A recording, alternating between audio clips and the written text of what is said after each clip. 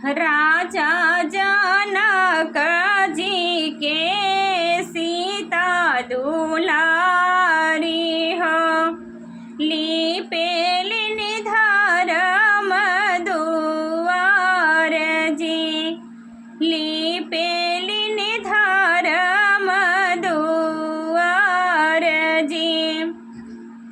राजा जनक जी के सीता दुलारी हो, लीपेली धर्म दुआर जी।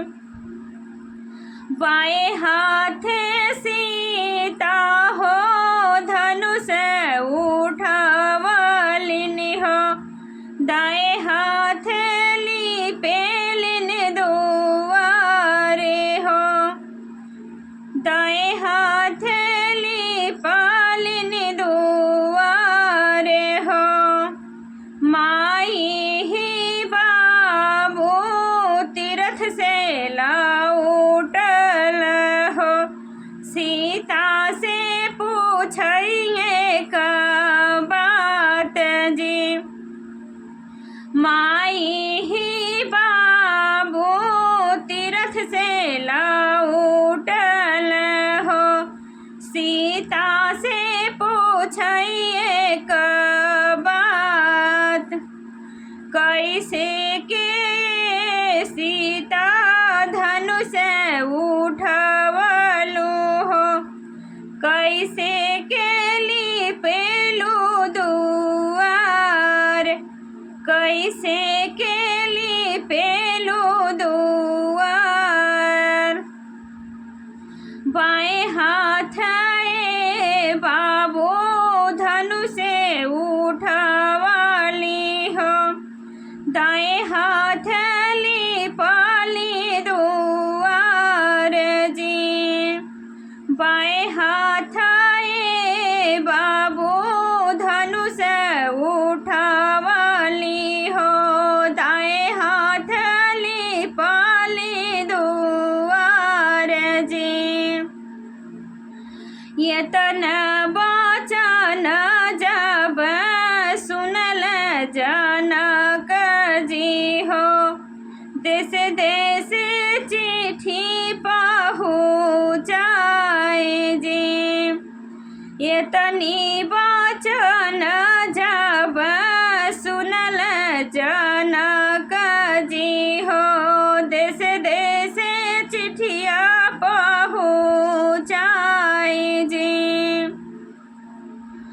शिव धनुष जेहि उठाई ही ली है हो, सीता बियाही ले जाए, सीता बियाही ले जाए।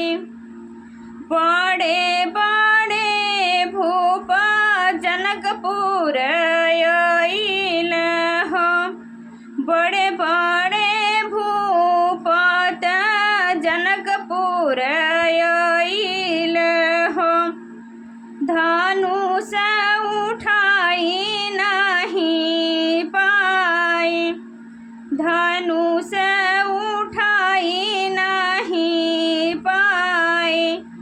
राम राम लक्ष्मण दोनों भैया ठाढ़ भइल, राम लक्ष्मण दोनों भाई ठाढ़ भइल। लक्ष्मण पीछे हटी जाए, लक्ष्मण पीछे हटी जाए। जैसे ही राम शिव धनुष उठवल हो, धनुष भइल नवखंड जी, धनुष भइल नवखंड जी। राम बियाही सीता ले जाए, राम बियाही सीता जय श्री राम। ये किताब सभी को कैसा लगा कमेंट बॉक्स में ज़रूर बताइएगा।